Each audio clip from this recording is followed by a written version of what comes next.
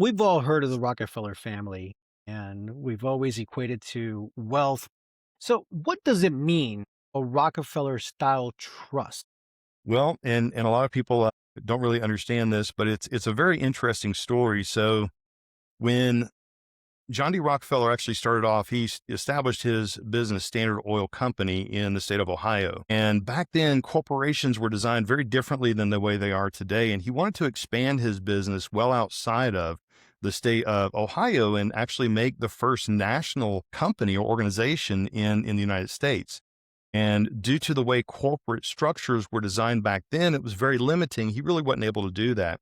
So he gathered, I believe, if I remember the story correctly, it's about 41 of his advisors to come together, and they created a very specialized trust structure. And it was based on English common law that went back more than 300 years. And they structured the English common law in such a way that allowed the business to operate out of that trust instead of a corporate structure.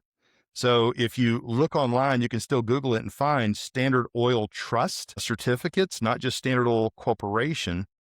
So he went from having Standard Oil Corporation in 1870 to Standard Oil Trust and ran that for many, many decades. When he ran into a situation, he noticed that the tax code was going to change, especially in the way that estate taxes were going to be managed. And prior to 1913 and the change in the Internal Revenue Code, and the taxation that was about to go into effect, he assembled his team together again to form a trust that wasn't just for his business, but now for his family. And he wanted to actually preserve his family's wealth because one of the biggest eroders to wealth is taxation. And if you always notice, the wealthiest people out there, they find the best legal ways to mitigate what they pay in taxes. And that's really important because it needs to be legal. And so he created a trust structure, and he placed his wealth inside of this family trust. And not only that, he did something that nobody had ever done before. He purchased permanent life insurance on each family member that was born inside of the family. And that permanent life insurance was held in the trust.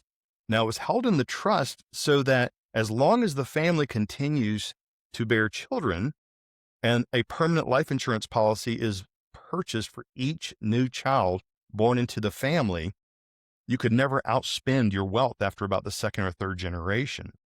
Now, looking at the difference between the Rockefellers and the Vanderbilts actually started accumulating their wealth significantly in railroad in around 1860 and John D. Rockefeller in 1870. So about a 10-year head start on the Rockefellers. But fast forward more than 7 generations and the Vanderbilts are virtually penniless. I wouldn't say entirely penniless, but in comparison. And the Rockefellers' net worth is more than $11 billion. Now, what made the difference here? Well, the Vanderbilts didn't structure their wealth the same way that the Rockefellers did. So by 1973, there was actually a family gathering. It was a family reunion with the Vanderbilts, and everyone just talking with each other in a casual way. They all really realized that there's no millionaires left in the family. And this was really surprising. While today, so many generations later, the Rockefellers still have preserved their entire wealth, and not only have preserved it, but have grown it as well. Now, how do you grow that? Well, if you purchase permanent life insurance policies and you store them inside of a specialized trust structure, as the Rockefellers did, the death benefit is going to be far greater than anything that was put in to buy the premiums.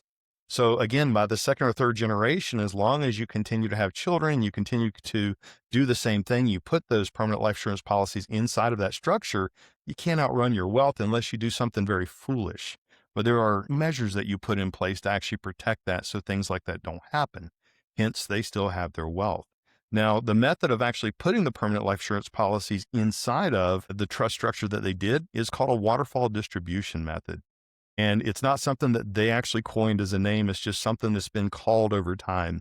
But it's a very special method of actually distributing wealth over to subsequent generations over many years.